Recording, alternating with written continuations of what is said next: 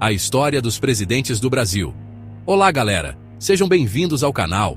Obrigado por estarem aqui. Sem mais delongas, porque o vídeo de hoje tá épico. A gente vai mergulhar de cabeça na história do Brasil, mas tipo, naqueles detalhes que não te contaram na escola. Você sabia que o Brasil já teve mais de 30 presidentes? Mas quantos realmente fizeram história?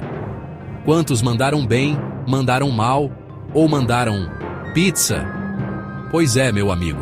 Desde que a gente virou república lá em 1889, muita coisa rolou. Muita água passou debaixo dessa ponte, ou será que foi café? Teve ditadura, teve impeachment, teve até presidente que renunciou porque não aguentou a pressão. Então já prepara a pipoca, senta aí no sofá e vem comigo nessa viagem no tempo, porque eu vou te contar tudo sobre os nossos presidentes. Os bons, os ruins e os bizarros. Fica até o final, porque vou te contar um fato bizarro sobre um deles.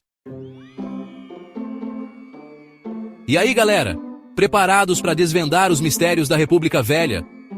Porque hoje a gente vai mergulhar fundo nessa história, cheia de reviravoltas e surpresas. Porque se você pensa que era só café com leite, prepare-se para se surpreender. A política do café com leite era muito mais complexa do que parece. Tudo começa em 1889, com um bigodudo pra lá de famoso, Marechal Deodoro da Fonseca. Ele foi o cara que proclamou a República no Brasil. Nosso primeiro presidente, que chegou chegando depois de dar um chutinho de leve no trono de Dom Pedro II, foi um momento histórico e cheio de tensão. Mas calma lá que a aventura do Deodoro durou pouco, viu? Ele renunciou rapidinho, deixando o país em um verdadeiro alvoroço. Ele renunciou rapidinho, e quem assumiu foi o Floriano Peixoto. Floriano, conhecido como o Marechal de Ferro, não era exatamente um cara fácil de lidar. Começava ali a era dos militares no poder que, acreditem, não era nada democrática. Era um período de muita repressão e controle. E aí, meu amigo, começou a bagunça. A política do café com leite era um verdadeiro jogo de poder. Começava ali o esquema café com leite, uma espécie de clube fechado onde só São Paulo e Minas Gerais mandavam na parada. Era uma aliança poderosa e exclusiva. Era um tal de presidente paulista, presidente mineiro, paulista, mineiro, e por aí vai. Essa alternância de poder era quase uma dança coreografada. Parecia até aquelas músicas chicletes dos anos 90, sabe? Que você não consegue tirar da cabeça. Só que em vez de melodia grudenta, era poder grudento. E essa concentração de poder gerava muita insatisfação. E os nomes, hein? Campos Seyles, Rodrigues Alves, Washington Luiz. Gente, era cada figura, cada um com seu estilo e suas manias. Imagina só a pressão. Você, presidente do Brasil, com a responsabilidade de carregar o país nas costas. Não era fácil, não. Tinha que ser forte, viu? E ter muita habilidade política para navegar por essas águas turbulentas. Era café pra cá, leite pra lá. E no meio disso tudo, o povo tentando entender o que estava acontecendo. A vida do cidadão comum não era nada fácil. Mas nem tudo era calmaria nesse café com leite. O povo não ficava quieto diante das injustiças. Tinha revolta para todo lado, Canudos contestado e muitas outras manifestações de descontentamento. Canudos contestado, Guerra do Contestado. Essas revoltas mostravam que o povo não estava satisfeito e queria mudanças. Segura essa marimba porque agora a coisa fica séria. Vamos falar de um período que mudou a história do Brasil para sempre. Depois daquela gangorra política da República Velha, onde o poder oscilava entre as oligarquias de São Paulo e Minas Gerais, o Brasil mergulhou de cabeça na Era Vargas, um período de transformações profundas e marcantes. E acredite em mim, foi uma aventura e tanto. O país nunca mais seria o mesmo. Getúlio Vargas, o homem, o mito, a lenda, assumiu o poder em 1930 e não largou o osso por 15 anos. Isso mesmo, 15 anos de um governo que deixou marcas profundas. Isso mesmo, meu amigo, 15 anos. Um período longo e cheio de eventos significativos. E não pense que foram anos tranquilos, não. O Brasil viveu momentos de grande tensão e mudanças radicais. Getúlio era como um daqueles chefes de cozinha que adoram inventar moda. experimentou de tudo um pouco. Ditadura? Teve. Reformas econômicas e sociais? Também. Estado Novo com direito à censura e perseguição política? Teve também. Foi um período de controle rígido e autoritarismo. Mas calma, que também teve coisa boa. Vargas não era só repressão.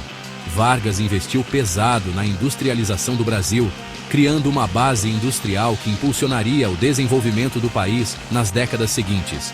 Criou leis trabalhistas que garantiram direitos aos trabalhadores e deixou o país pronto para o futuro. Foi um avanço significativo para a classe trabalhadora. Foi tipo aquele amigo que organiza uma festa na sua casa, bagunça tudo, mas no final limpa a casa inteira e ainda te faz um favor. Getúlio deixou um legado complexo. É claro que a era Vargas teve seus altos e baixos, momentos de glória e momentos de trevas. Cada decisão teve suas consequências, momentos de glória e momentos de trevas. A dualidade de seu governo é inegável. Afinal, governar um país como o Brasil nunca foi fácil, né? As complexidades e desafios eram enormes. Mas uma coisa é certa, Getúlio Vargas deixou sua marca na história do Brasil e essa marca é visível até hoje. E de um jeito ou de outro moldou o país que conhecemos hoje. Suas ações ecoam no presente. E o mais inacreditável, depois de 15 anos no poder, ele foi deposto, preso, mas não desistiu. Sua resiliência era impressionante. Voltou em 1951, eleito democraticamente. É mole? Um retorno triunfante que poucos poderiam imaginar. Mas como nem tudo são flores, o segundo ato de Getúlio no poder terminou de forma trágica. A pressão foi insuportável. Em 1954, pressionado por opositores e envolvido em um escândalo político, Vargas cometeu suicídio. Um fim dramático para uma figura tão influente. E aí, galera? Preparados para um dos capítulos mais tensos da história do Brasil? Porque depois da montanha-russa da era Vargas e do breve governo JK, o Brasil mergulhou em um período sombrio, a ditadura militar. Em 1964, um golpe militar derrubou o presidente João Goulart e instaurou um regime autoritário que duraria mais de 20 anos. Anos de chumbo, censura, perseguição política e muita luta pela liberdade. Esquece a bossa nova e o otimismo, a trilha sonora agora era outra. Hinos militares, notícias censuradas e o medo constante da repressão. Os militares prometiam restaurar a ordem e combater a corrupção. Mas o que se viu foi um período de supressão de direitos e violência contra opositores do regime. Castelo Branco, Costa e Silva, Médici, Geisel, Figueiredo. Os nomes dos generais que se sucederam no poder durante a ditadura, ainda hoje, ecoam nos corredores da história. Cada um com seu estilo, cada um com seus métodos, mas todos unidos pelo objetivo de manter o regime militar no poder. Enquanto isso, a sociedade brasileira se mobilizava como podia. Chegamos ao capítulo final da nossa saga presidencial. E que final, hein? Preparem-se porque a era contemporânea do Brasil é um verdadeiro turbilhão de emoções. Começamos com Fernando Collor de Mello, o caçador de Marajás, que prometia acabar com a corrupção e modernizar o Brasil. Ele foi eleito com grande apoio popular, mas seu governo logo se viu envolto em escândalos. Mas o que era promessa virou escândalo, e Collor acabou sofrendo impeachment em 1992. Foi um momento histórico que marcou a primeira vez que um presidente brasileiro foi removido do cargo dessa maneira. Meus amigos, a política brasileira nunca decepciona quando o assunto é reviravolta. Com a saída de Collor, assumiu o vice, Itamar Franco, um político mineiro que ficou conhecido por sua capacidade de diálogo e por ter criado o Plano Real, que finalmente estabilizou a economia brasileira. Itamar Franco trouxe um período de relativa calma e estabilidade, preparando o terreno para o próximo grande nome da política brasileira. E foi aí que nosso querido FHC, Fernando Henrique Cardoso, entrou em cena.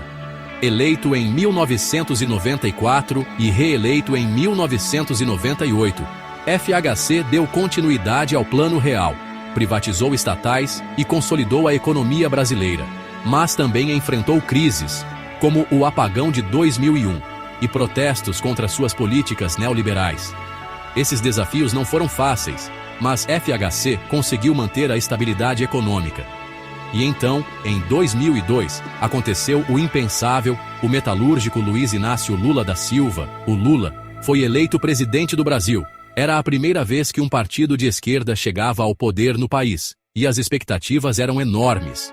Lula governou por 2 mandatos, de 2003 a 2010, e durante seu governo, o Brasil viveu um período de crescimento econômico, redução da pobreza e aumento da inclusão social.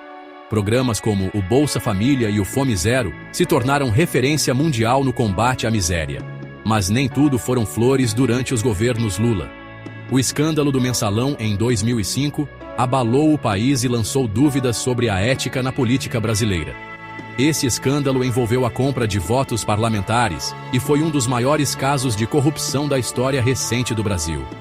A política brasileira é um verdadeiro palco de altos e baixos, e cada presidente deixou sua marca, para o bem ou para o mal.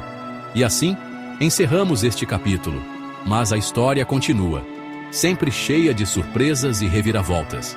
Acompanhem-nos na próxima jornada, onde exploraremos mais sobre os desdobramentos políticos e sociais que moldaram o Brasil contemporâneo. Até lá! Programas como o Bolsa Família e o Fome Zero se tornaram referência mundial no combate à miséria. Mas nem tudo foram flores durante os governos Lula. O escândalo do Mensalão, em 2005, abalou o país e lançou dúvidas sobre a ética na política brasileira. Ufa, que viagem, hein? Quantos nomes, quantas histórias, quantas reviravoltas. Recapitulando: presidentes Luiz Inácio Lula da Silva atual, Jair Messias Bolsonaro 2020-2024, Michel Temer 2016-2019, Dilma Rousseff 2011-2016, Luiz Inácio Lula da Silva 2003-2011, Fernando Henrique Cardoso 1995-2003, Itamar Augusto Cautiero, Franco 1992-1995, Fernando Afonso Collor de Mello 1990-1992, José Sarney 1985-1990, Tancredo de Almeida Neves 1985, João Baptista de Oliveira Figueiredo 1979-1985, Ernesto Geisel 1974-1979, Emílio Garrastazu Médici 1909-1974, Márcio de Souza Mello 1969, Augusto Rahman Rademacher Grunewald 1969, Aurélio de Lira Tavares, 1969, Arthur da Costa e Silva, 1967-1969, Humberto de Alencar Castelo Branco, 1964-1967, Pachoal Ranieri Mazzilli, 1961-1964, João Belchior, Marques Goulart, 1961-1964, Jânio da Silva, Quadros, 1961, Juscelino Kubitschek de Oliveira,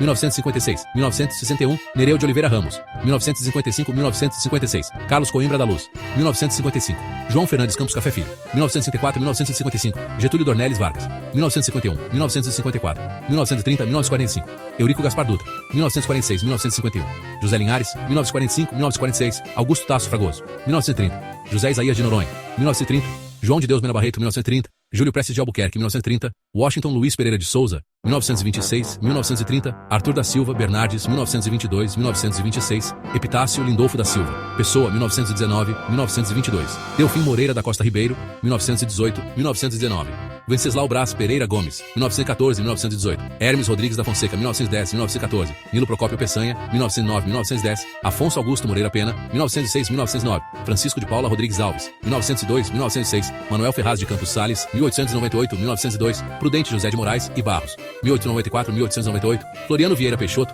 1891, 1894, Manuel Deodoro da Fonseca, 1889, 1891, ufa. São estes. E pensar que isso é só um resumo da saga presidencial brasileira. Mas me diz aí, qual desses personagens te deixou mais curioso? Qual governo você gostaria de saber mais a fundo? Conta pra mim nos comentários. Curiosidade.